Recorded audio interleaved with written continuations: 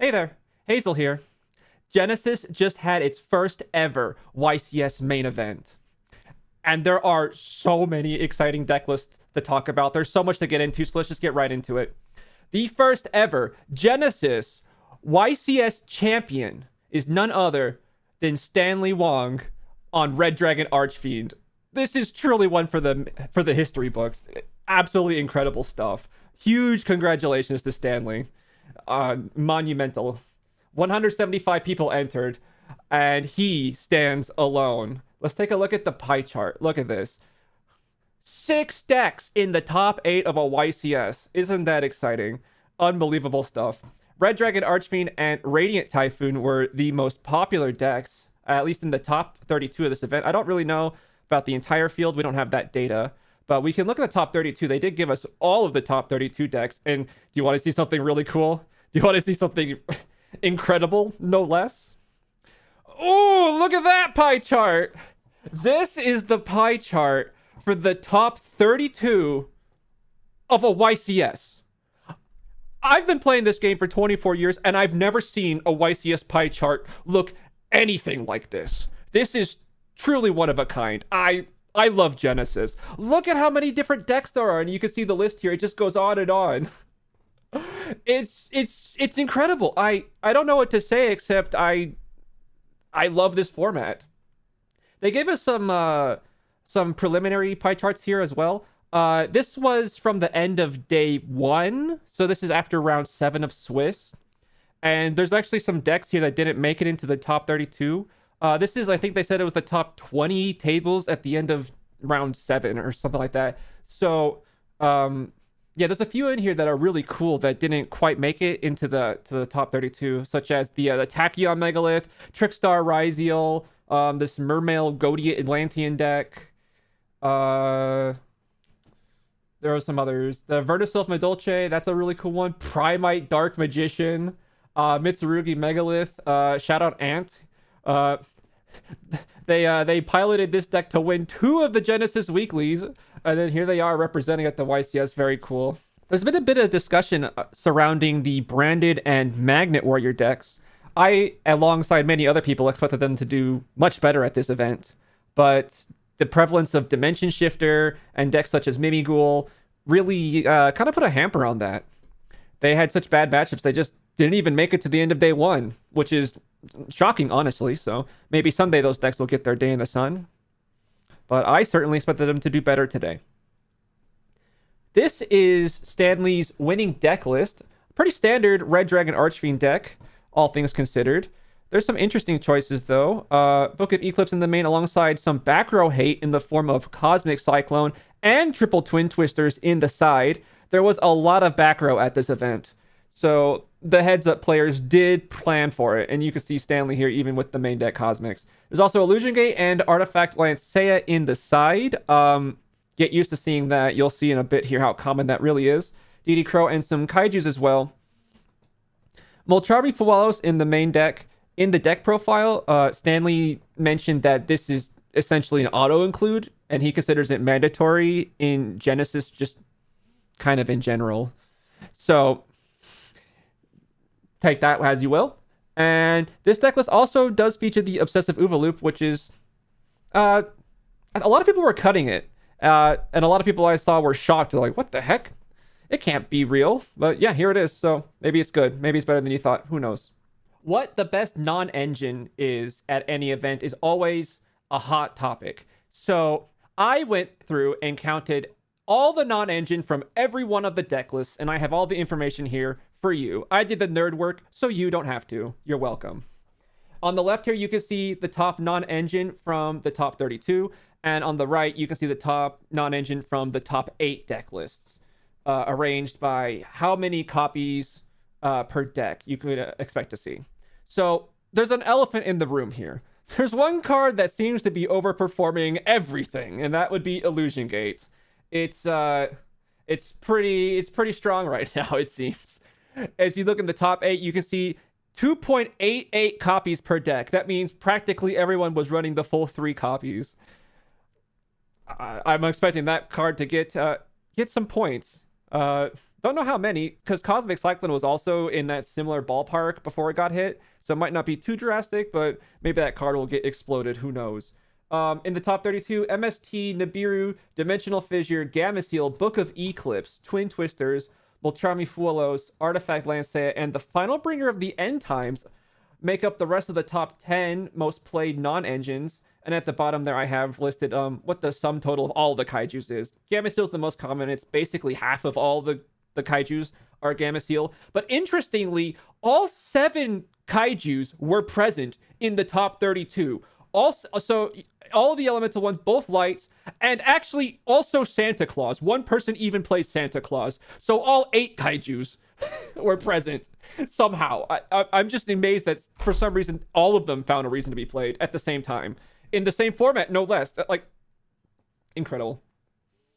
And if you look over the top 8, the final bringer of the End Times falls off the list, and in its place we have Lava Golem surging in strong.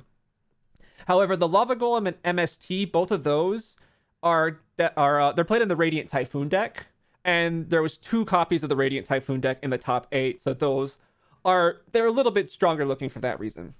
I have here a way to visualize which cards were better in the top 8 than they were in the rest of the field. You can see Artifact Lancea and Illusion Gate really overperformed when it comes to converting into the top 8. Those 2 cards were unbelievable. Artifact Lancea just like doubling its usage in the top 8 compared to everywhere else. Absolute sleeper card. Lava Golem and MST, as I discussed before, and then Ghost Ogre and Snow Rabbit weirdly converting really well. Not sure if there's a reason or if it's just super efficient. I'm not really even sure what it's hitting in the format, but there you go. Now you know. Floodgates are also a big hot topic usually.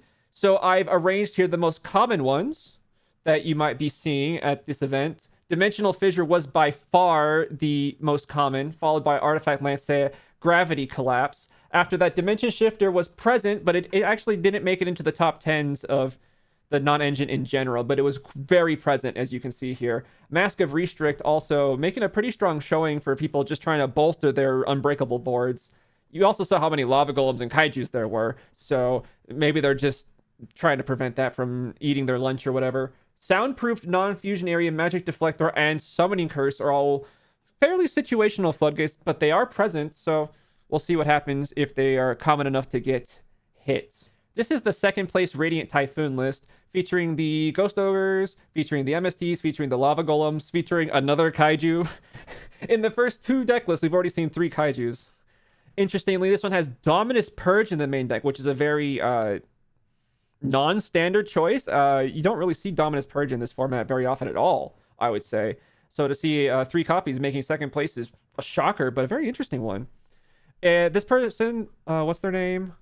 William. Yeah, they had a feature match where the Dominus Purge came up and negated the opponent's Krostra in a mirror match, and then also in that match they showcased this like generator engine where they overlaid the Varoom and the Phonics to make the Leviathan here, which has the effect to tribute itself and then tag into the Yorgamander, which then eats 2 of your opponent's cards as material. And that was a really devastating exchange that ended up really positive for them in there. You'll see, look at all these floodgates. Dimensional Fissure, Spellbound. I think this was the only player on Spellbound, and they had 1 copy. I don't even know if that's secret sauce or if it's just for the lulz or what's going on there. And I love to see Dante in deck lists. I don't know. I'm just a Yugi boomer at heart, I guess.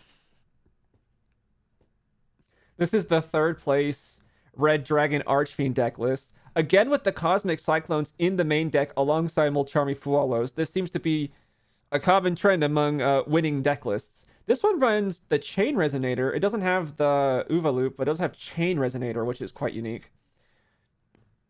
This one also has Gravity Collapse in the side deck if you think your opponent was having too much fun. It wasn't this player, but there was another player who showcased this on a feature match where they got Kaiju'd and they negated the summon of the Kaiju with Gravity Collapse to floodgate their opponent. It was funny. It was really funny. This is the 4th place deck list, Genesys Voiceless Voice. And wow, what a cool deck list. Like, oh my god, I I didn't have this deck on my radar whatsoever. I didn't have it on any tier list. I didn't have it on any prediction. I wasn't even thinking about it. I forgot about it. I was probably even disrespecting it. But here it is, and I'm so glad it's here. Oh, I love this deck. This is such a cool deck. I love Genesys, and so many people were like talking about how it's dead now with the hits. 10 on Archfiend's too much. 10 on everything's too much. You should have put 50 on Sage and just let me play all the other ones for cheap. I've heard all of it. But here it is, Wit getting 4th place alongside Dogmatic left Fleur-Release the Thunderbolt, a notable 25-25 hand trap. Even another one for the Lava Golem. There you go. Illusion Gate in the main deck, and Artifact Lancet in the side deck. They really are everywhere. These cards are really strong. Really, really strong. There's some really cool technology here, too, because the Fleur-Release the Thunderbolt can set the Dogmatic punishment, of course, and this is during your opponent's turn as an interruption. And then you can use punishment to destroy a monster. So you have the 5-headed dragon here, which is a classic. Can destroy anything, basically. What has more than 5,000 attack? You can also send, the Pack Bit or some of these other more standard choices that you might see in a Ultimate Slayer package. But interestingly, they included the Absolute Axon Kicker, which sometimes I've seen this as a super poly target, but this is the first time I've seen it included as a Dogmatica punishment target. And it has this effect where if it's in the graveyard, except the turn it was sent there, you can use this effect, which means if you punishment them on the turn 0, you can then use this on the follow-up for your turn. You can banish this card from your graveyard to summon a level 10 Psychic Fusion from your extra deck, treated as a fusion summon. And they included this guy, the Mutant Ultimus. I didn't know about this card. Level 10 Psychic Fusion, 3,500 body, and it can banish itself to negate a monster effect. Honestly, such a little cool tech that turns this one free hand trap into like so much interruption. It's actually really cool. I've never seen that, and I'm sure that they won a lot of games over the course of the days, because I bet their opponents didn't know it either. Here we have Sticky Stream Kaiju in the side deck. Yet another Kaiju. I love seeing all the different Kaijus. People have all these different reasons. In this case, it's because Sticky Stream Kaiju, of course, has 2,500 defense, which is perfect for the Genesys monsters. And another W for MST, common MSTW. Soundproofed and non-fusion area here. This deck was just trying to shut down the opponent hard. This is a deck that I was also disrespecting. I didn't respect the Mimighoul, and on top of not respecting the Mimighoul, I didn't even know really about the Mimighoul Lyrilusk variation. I didn't know this was a real deck. I didn't know that people were playing Where Art Thou Droll and Lockbird in real decks. I just did this for like the lulz in my Blue Eyes deck. It's so awesome. There's also Life Hack here. If you haven't read Life Hack, this is a card that says you can target a monster and its attack points become your life points, but it deals half damage for the rest of the turn. So you can't one-shot your opponent. Or can you? By using, is it this one of these? I always mix up these birds. It's this one, the Assembled Nightingale. This card can attack directly. While this card has XYZ material, it can attack a number of times each battle phase up to the number of materials. So if it has 2 materials, it's just a rank 1. Where will you find 2 level 1 monsters in Mimighoul? Wow. So you make this guy. It can attack directly twice. You use Life Hack. It attacks directly for 8,000 twice. It deals 4,000 twice. They die. Easy OTK. It also works with Dragon Gate. Absolute just game stealer card. Unbelievable. This deck was also featured on a feature match. Check this out. This was like the most miserable gameplay you've ever experienced in your life. It was also kind of peak to watch. I'm glad I wasn't playing this game because it was confusing mess, because the Mimighoul field spell, if you're not familiar with it, it says any player who controls a face down monster cannot normal summon nor attack with monsters that were summoned this turn. And it's a symmetrical effect, and both players have it, so they're just slinging face down monsters to each other. Neither player can do anything. Neither player wants to flip some of these monsters because they're the opponent's Mimighouls. You can see they had the sleeve colors. It was just like a stall match for so long. It was kind of hysterical, honestly. But Mimighoul, really big shocker for the weekend. Look at all these floodgates too. Utopia Futures, Exile Times, 2 Summoning Curse, Magic Deflectors. And this player, interestingly, with the I have to be very careful when I say this because I'll mess it up. What way where there's a will. This card, it's really cool. It's a going second card. It's kind of like that new pot card, except older and better. Where you get to kind of dig through your deck a lot to look for answers. I find this to be a very, very creative deck. This is really cool. I don't know if Mimigo's gonna survive though, because it was pretty popular and people do kind of hate all these floodgates and stuff. So we'll see. This deck, oh my god. Oh, my boy Dwayne with another banger. Common Dwayne W on this one. Look at this. I think Dwayne was the only person in the room playing 60 cards, at least in the top 32. And look at this. This is like just 60 cards of gas with no breaks and no prisoners either. The way Dwayne described it was there's like 800,000 one card starters, I think is the exact number. And if a single one of them resolves, the opponent is dead. What kind of death? Instant. Just unbelievable combo deck. More about this in the future. I don't want to get too into the weeds here. I'll have more info about this in the near future. But just this is the most gas combo deck you've ever seen in your life, and it's such a cool deck. Cool Toad made the top 8 as well, and what caught me off guard was that Rotary is in the main deck. 40 points spent on Cool Toon Rotary. I was publicly on the record saying I thought there was no way 40 points for Rotary was worth it. I thought for sure you wanted to be spending your points on more non-engine or something. But here I am putting my foot right into my mouth. Rotary's in the main deck and they're winning. So what do I have to say for myself except oops? And they're running a really, really fat fairy package. Look at this. The orange lights, the green lights, even some Ishizu shufflers. We have the triple red Nova, which is a fairy as well. And this Vsauce guy, also a fairy. Why not? And Nateria Rosewhip, because when my opponent is playing the game, I'm not having a good time.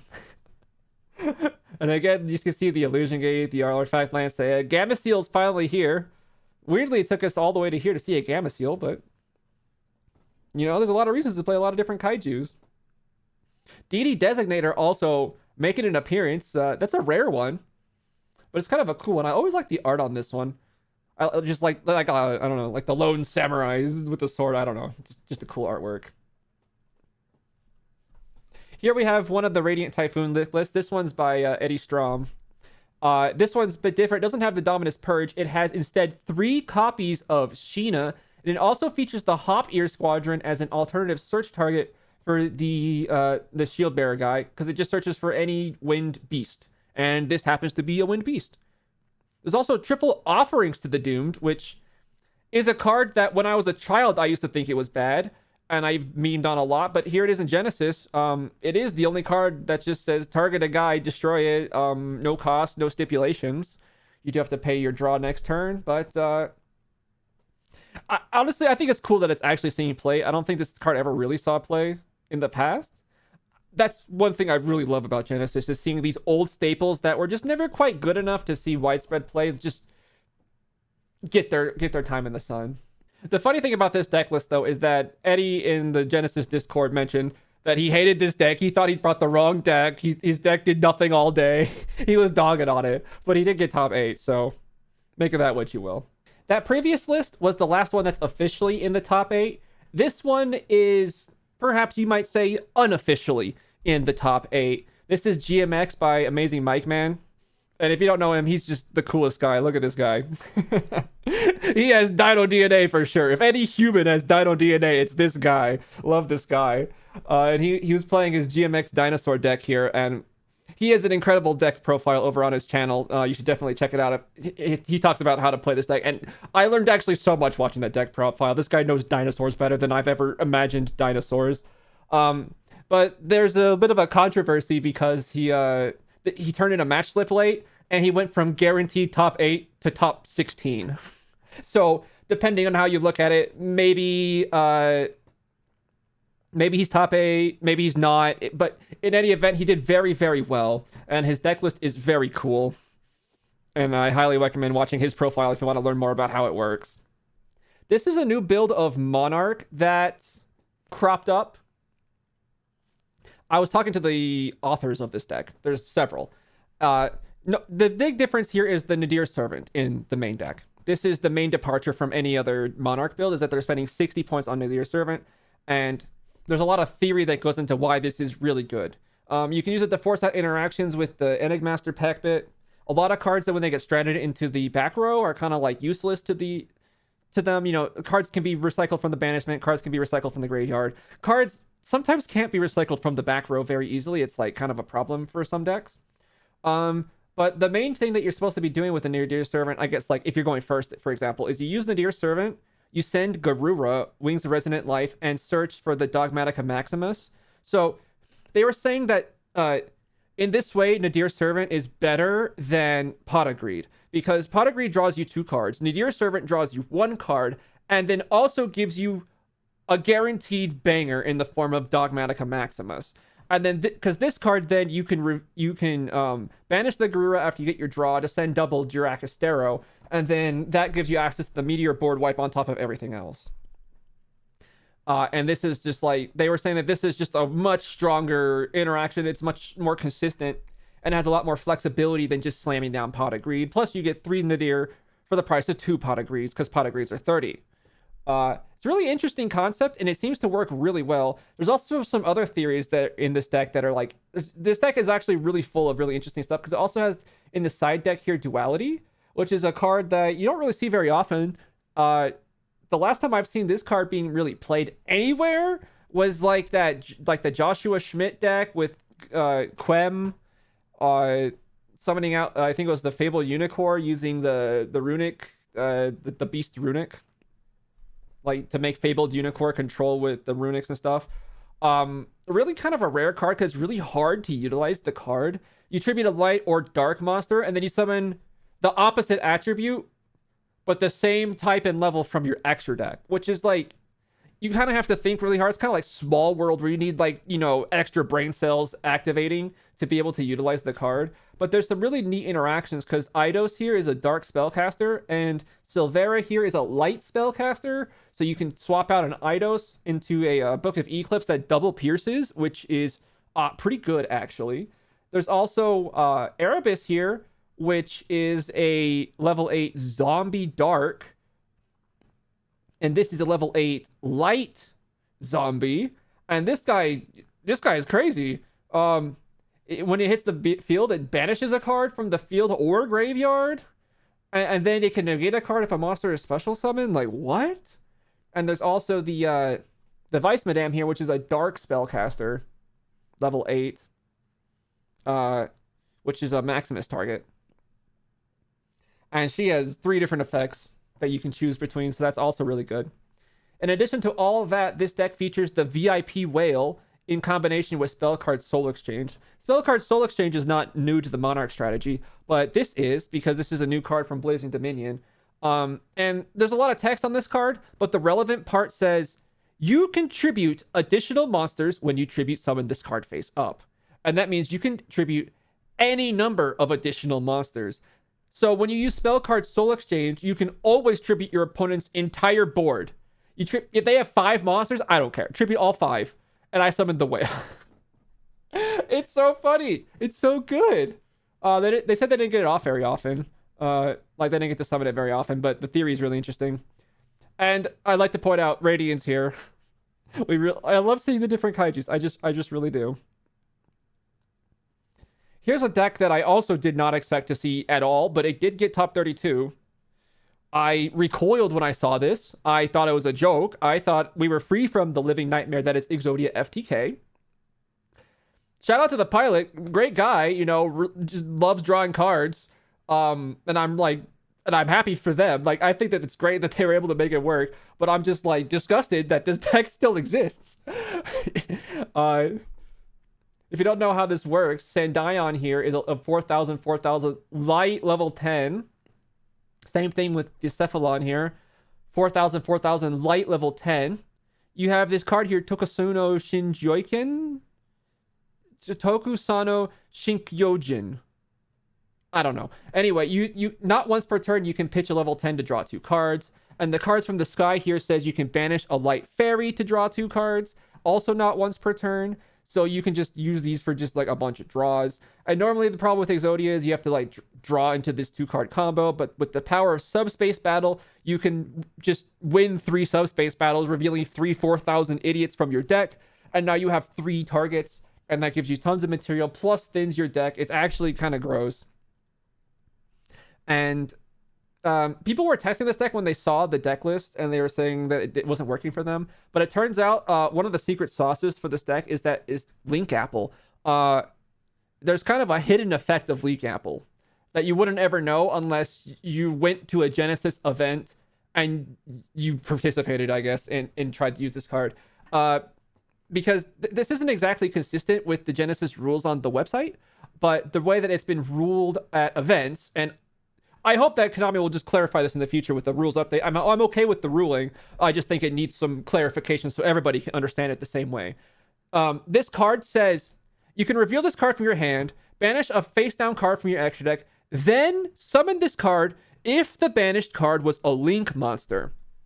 So, obviously, this is Genesys format. I will not be banishing a Link monster. That is not possible. I can't even include a Link monster. They're forbidden from the format. That was never even in consideration.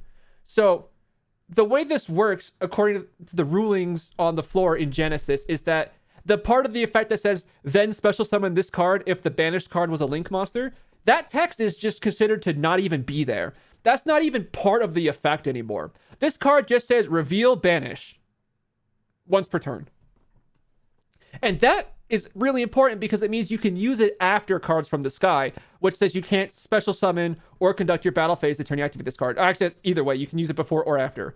Normally, these 2 cards would conflict because according to the regular TCG rulings is that you can't use Link Apple if you're not allowed to special summon, and this card would preclude you from special summoning. But in Genesys, it does not preclude you from doing that. So this card can be used in conjunction, and that makes it a lot more powerful in paper than it is on simulators, which tend to follow the real ruling for TCG advanced format. Imagine that. Anyway, there's nothing much to say except this is Exodia. It's kind of the same as before. It just has the new Time Lord Subspace Battle technology. This is a deck that it's so close to being cool. There's just one small thing, and I'll let you'll see what it is. With the addition of Miracle Ejector, Hero is actually finally a deck in Genesys for the first time. Hero fans everywhere are rejoicing because the deck was basically unplayable without Ejector. But now with Ejector, they actually have so many combos going through the Ian Shuffle, through the Ian Engage Neo Space. We got all kinds of fan favorites. You can play Triple Stratos in Genesys, which is, it feels illegal, honestly, but you can. And you have a whole bunch of fun extra deck monsters such as the Infernal Rage. You have the Contrast Hero Chaos. You have the classic, Absolute Zero Mass Change into Acid to just destroy everything and laugh at your opponent's misery. There's just one card here that's a little bit problematic. Elemental Hero Cosmo Neos, which says, if this card's special summoned from the extra deck, for the rest of this turn, your opponent cannot activate cards. Also, cards your opponent controls cannot activate their effects. This card used to be basically impossible to summon because it requires 3 Neospatian monsters with different attributes in rotation, and the combos for that were just too garnety. But with the addition of Miracle Ejector, it's like a 1.5 card combo. All you need is like a Miracle Ejector or a way to get to 1 and like 1 hero card, or it's something like that. I was told it's a 1.5 card combo to set it up so that you have like what I saw in the feature matches in some replays is you can have Infernal Rage, maybe a Contrast Hero Chaos face up. You have Favorite Contact face down, which you can use during the draw phase or standby phase to just summon the Cosmo Neos before your opponent gets a main phase and just lock out their turn. Very powerful deck. And in the feature match, the Dillith, he was such a cool dude. He had like max rarity of all the alt arts, and he was just super excited. He had Jade energy. He was just so excited to be there playing heroes. It was really fun match to watch. But then at the end of the match, he was polite. He apologized to the opponent for Cosmo Neosing them into the sun because it is a bit messed up. And also one other thing you can see about this deck. The engine is not pointed. There's no points on Cosmoneos. There's no points on Ejector. There's no points on Stratos. There's no points on Hero Lives or Emergency Call. This duelist got to spend 100 points on non-engine. We have Fuelos. We have Perulia. In this economy, we have Droplet. We have Book of Eclipse. They're just drawing combo every day, every time. Really cool list. I'm happy for all the hero players that the deck is finally playable. Konami, please hit this card. I have faith, but just please hit it. The final deck list I wanted to show off is this Archmage Eldritch deck. I don't really know much about it. I don't really know what to say much about it. I just thought it was neat, honestly. I never even seen a deck list like this. I just thought it was really cool, and I wanted to show you. That's going to be it for the recap of YCS Columbus. I hope you enjoyed it. Let me know in the comments what your favorite deck list is, or if you went to the event, let me know your favorite story from the event. And I'll see you in the next video. Thanks for watching. Bye-bye.